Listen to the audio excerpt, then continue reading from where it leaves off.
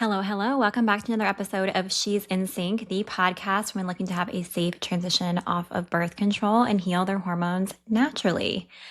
I was laughing because I am in like a podcast recording mood today. So I'm planning on recording 2 to 3 episodes, including this one, and getting ahead of those things. I feel like I go in waves where I like absolutely love the podcast.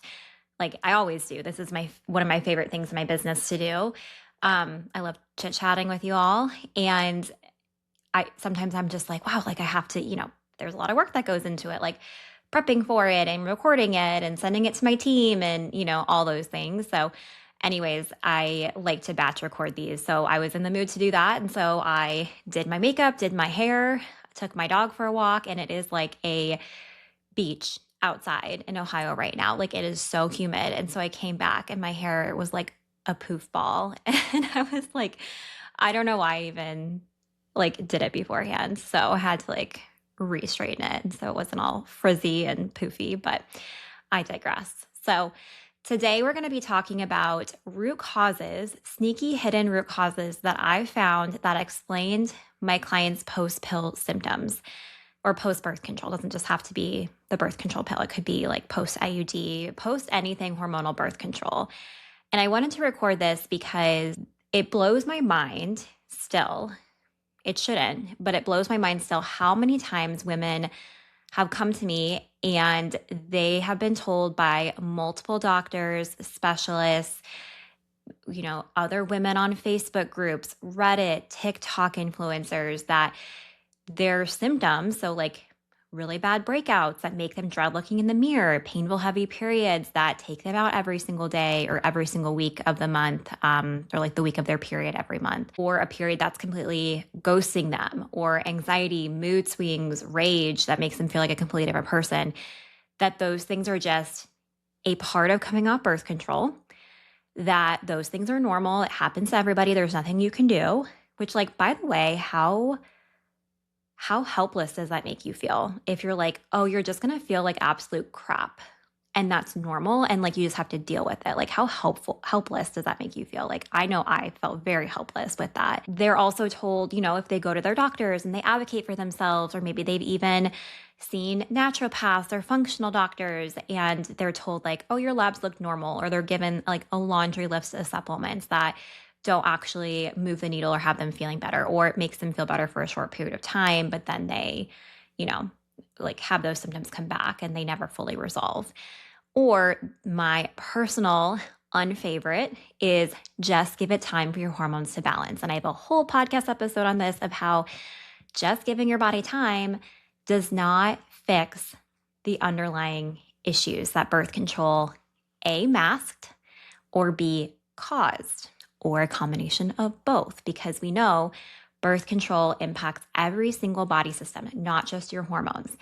It impacts your brain. It impacts your detox organs like your liver, your gallbladder, your gut, your skin. It impacts your minerals. It impacts your thyroid, which is essentially your metabolism. It impacts every single body system. And this is something that most women aren't aware of. And so if you were put on birth control, especially at a young age, or you've been on it for several years, your body has been, it's been under stress and pressure from just the effects of birth control. And so it's no wonder that when women come off, they're having old symptoms come back, oftentimes even worse than what they were before going on birth control, because those root causes were never addressed.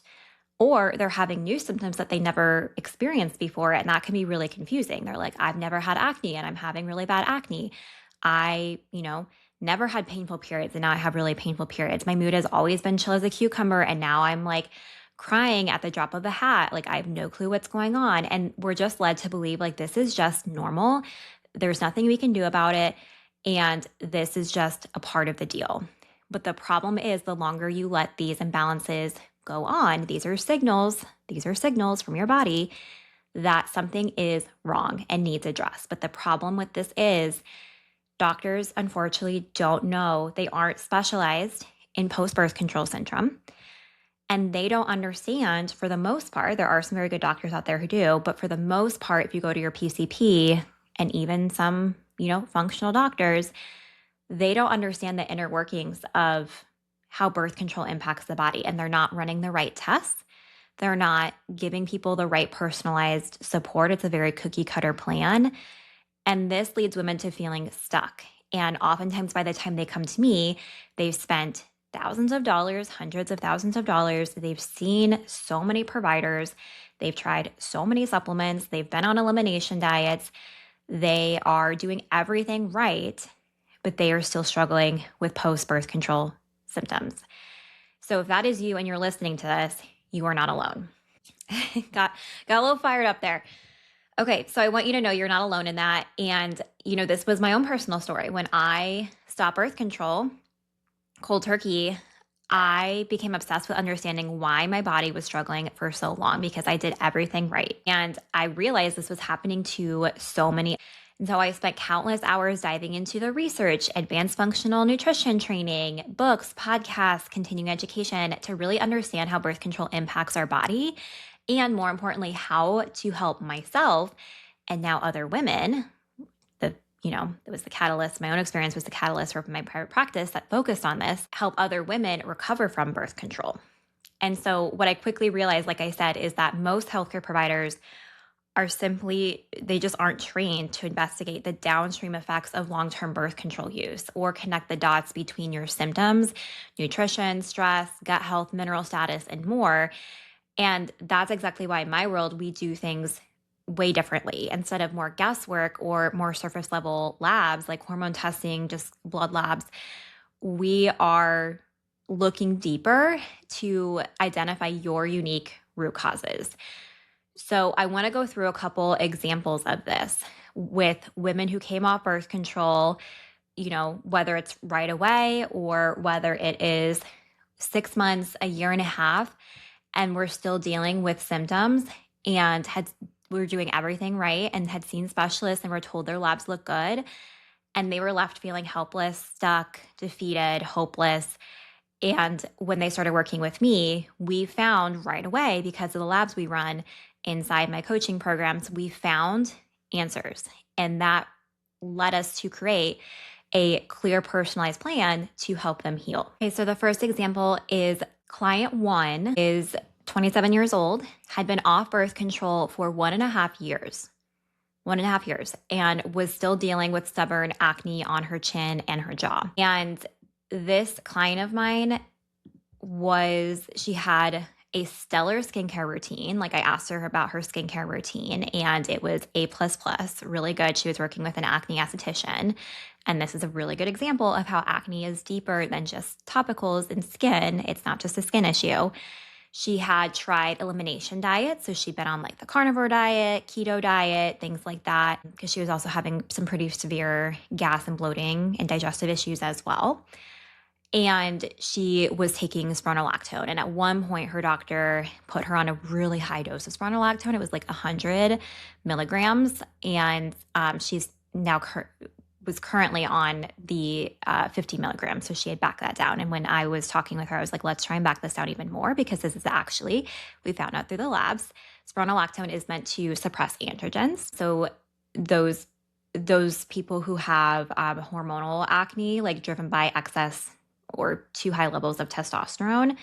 And when we tested her testosterone, she actually had really low levels. So I was like, this is actually working against us. We need enough testosterone. We need enough hormones in general. So I was able to, support her with the lab work and the details of like, hey, this actually is working against us. So that's where getting those lab tests done is really important.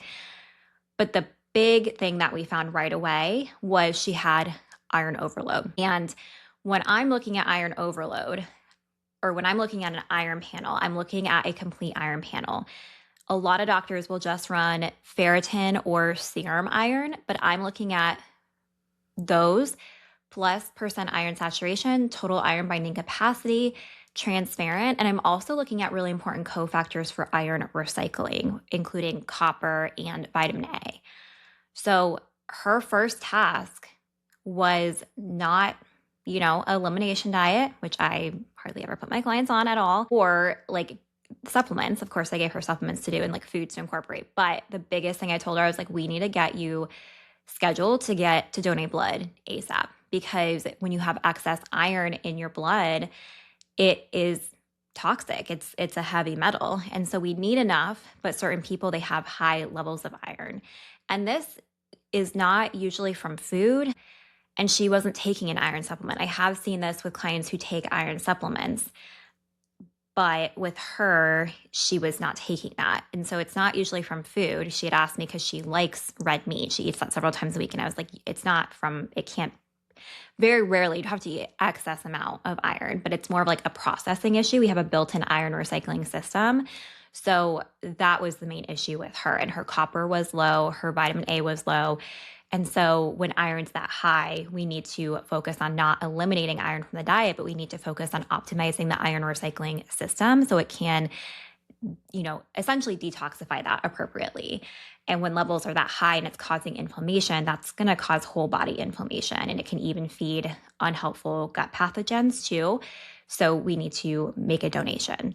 So this is something where it's a cool thing that like no one is talking about iron overload or even poor iron recycling in relation to acne. But this is something I see in acne clients. I also see it in painful period clients as well, or even sometimes like mood, anxiety. That one's more high copper, which we'll talk about. But this was a big root cause. We also found other root causes with her as well, including really depleted good bacteria. She needed some detox support with her liver and her gallbladder.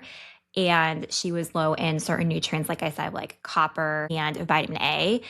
And her iodine was low as well, which iodine is really important for skin health, for thyroid, especially the chin around the mouth acne, but really for any acne in general, iodine is super important. So her and I will be going through an iodine protocol. But the first thing I told her is we need to have you donate blood ASAP. That's going to make a huge difference. So the hidden root cause that no doctor tested for in relation to her post-birth control acne that she'd been dealing with for a year and a half after coming off birth control. And by the way, it started about 4 months after she came off. So that's a good example of a lot of times you think you're in the clear when symptoms don't start like a month or a couple months after. But a lot of times I see post-birth control symptoms start 4 to 6 months after coming off, or even up to like 7 to 12 months afterward. Okay, client number 2, 29 years old, and her period went MIA for a full 6 months after stopping birth control. And this client had seen multiple doctors, multiple specialists. She'd had ultrasounds done. She'd had hormone testing done. And she was told that she had PCOS, now PMOS, and that her only option was to essentially go back on birth control. And this particular client wanted to do an egg retrieval for possible pregnancy later, having that option. And so she was like, well, I'm obviously not going on birth control now, nor do I think, like, she just knew in her gut that wasn't an actual solution. And she wanted to, figure out why her period went missing and actually support her body to get her period back. And she basically, she found my podcast and started working with me. And when her doctor found out that she was working with me, her doctor told her like that was a waste of time and money. But she got her period back within 2 months of working together. So what we found was that she was severely depleted in minerals through a hair tissue mineral analysis. And I think she has a combination of like PMOS plus hypothalamic amenorrhea. I think the hypothalamic amenorrhea is the big driver of her missing/irregular periods. And so she was also under eating. So I did a deep dive nutrition assessment like I do for my accelerator and my VIP coaching clients. And we found out that she was under eating, but she thought she was eating really healthy. And this is the biggest thing that I find that doctors don't assess with clients who have a missing period. They're very quick to run ultrasounds, or, PMOS is thrown out there when they have cysts on their ovaries, but really that's not, you can't just diagnose PMOS with cysts on your ovaries, hence the name change. It's not polycystic ovarian syndrome anymore because of that. And so, she was basically given this like, oh, you have this diagnosis, see ya. Your only option is to go back on birth control, see ya. And again, that didn't sit well with her. And so she was like, I just feel like in my gut, that doesn't make sense. And so she actually found me on the podcast and she started working with me. And like I said, within 2 months of strategically getting her nutrition up, it's not just about eating more calories. It's about what types of foods you're having. So getting enough carbs, getting enough fats in addition to protein, and working on rebuilding her minerals, working on her stress was a big one, because you can't essentially, if you aren't having a period, your body doesn't feel safe enough to house a baby. And so stress is a big thing. If it feels like, I know this sounds traumatic, but if it feels like your body is running away from a tiger, it doesn't, and you have possibly getting eaten, it's not going to let you get pregnant. And that's how it feels when we are undernourished. It's like giving a signal to our body that it's not safe. And so, instead of we just go back on birth control, you have PMOS, we got to the root of why her period was missing for 6 months. And like I said, she had a period within 2 months of working together. And we are continuing to work together to work on her acne and continue to refine these things as well. And then client number 3, this is a 27-year-old who started birth control at just 13 years old to help with her acne. And she came to me like this is a unique case where I wanted to highlight this. So she came to me like she stopped birth control when we were in conversations. Like she was like, I want to stop birth control, but I'm really scared my acne is going to get worse. And I struggled with debilitating periods. She was also struggling with some anxiety when she was working with me, or when she started working with me, that she was concerned about. And so she reached out to me and she was like, I want to work with you to like prep to come off birth control. And then she started working with me. And like shortly after, she was like right after she, signed her invoice and was like scheduling with me, she's like, okay, I'm just like stopping. So she stopped very quickly. She was really lucky because we were able to get in there really quickly with the labs.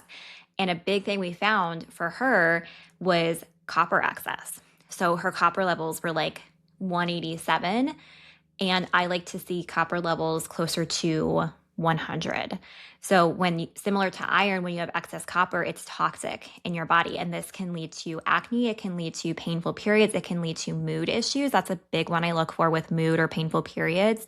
Hence with my accelerator, how there's 3 different tracks, because depending on your symptoms, copper is one thing I want to test for painful periods, and also mood, anxiety, ADHD, stuff like that. And copper, when it's high, it can get stored in your brain. So that's why it can really impact your mental health as well as inflammation. And there's a huge link between copper and estrogen as well. So when copper rises, estrogen rises, and vice versa. If you're on a combination birth control pill that has estrogen, it can raise those copper levels. And because birth control puts a load on your detox pathways, it makes it difficult for your body to detox those things.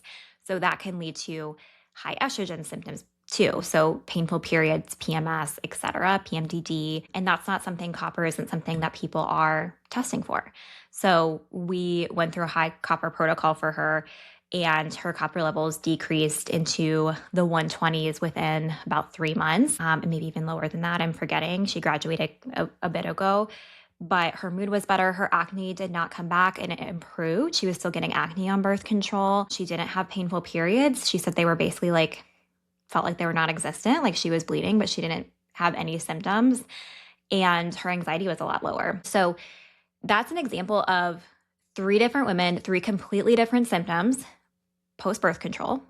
So one was acne. Actually, they all had acne, but the primary one was acne for the iron overload. The missing period was undereating and stress and mineral depletion, severe mineral depletion. And then the third one was painful periods, anxiety, acne as well. And that was high copper toxicity. So if you struggled since stopping birth control and you're wondering, okay, what is my body trying to tell me? Like you've probably not heard of these things before, or maybe you have if you listen to my podcast, but this is why I've compiled everything I've learned healing myself and helping dozens of women heal after birth control into my new masterclass that is running live on July 29th. It's Wednesday at 6 p.m. Eastern time. And if you can't attend live, there will be a replay, but it's called So You're Off the Pill and Your Body is Spiraling. Now what? Masterclass. Long name, but I really wanted it to hit home with WTF is my body saying? And again, you don't have to just be on birth control or have come off birth control. This can be the hormonal IUD as well. Or if you're just struggling with these symptoms, this is still going to be applicable for you, because we're going to dive into the biggest root causes I see with symptoms, especially after coming off birth control, and what's driving these post-birth control symptoms, the functional lab tests that actually uncover what your body is trying to tell you. So going even more in depth with these case studies, and obviously it'll be different case studies and more labs and all that kind of stuff. This was literally a snapshot. And then, this is your first step. If you have been off birth control, if you've been waiting, if you've been doing everything right, if you've tried all the things, I get it. I was there. When I came off birth control, I struggled for 4 years, and just waiting it out didn't work. Just eating healthy didn't work. Spironolactone, topicals, anxiety medication, seeing a therapist, like those things didn't work to clear my acne, stabilize my mood, and regulate my cycles. I really had to dig deeper and run the right functional lab tests and get the data so I clearly had answers and I could develop a clear-cut plan to help my body heal. And that's what helped my body heal in under a year after struggling for 4 years. And that's the same thing that I do with clients. So I took all that information and created this masterclass. It's 60 minutes. It's $47. And again, if you can't attend live, you can, if you sign up, you'll get the replay and you'll have access to that forever. And you can watch that. But if you attend live, it'll be a Q&A and I'll be able to answer your specific questions based on your specific symptoms and what you're curious about. So I hope that, if you're ready to stop wondering what's wrong with your body and start healing with confidence, then I hope to see you in there. The link will be in the show notes. And if anything, I hope this podcast was helpful for you. I hope it gave you hope that you're not broken. There are root causes that just haven't been tested for. And that's something that's really, really important for me, is to give you hope, because I've been there where you feel helpless and you feel hopeless. So I hope you have a wonderful rest of your day whenever you're listening to this. And until next time, friends, stay nourished.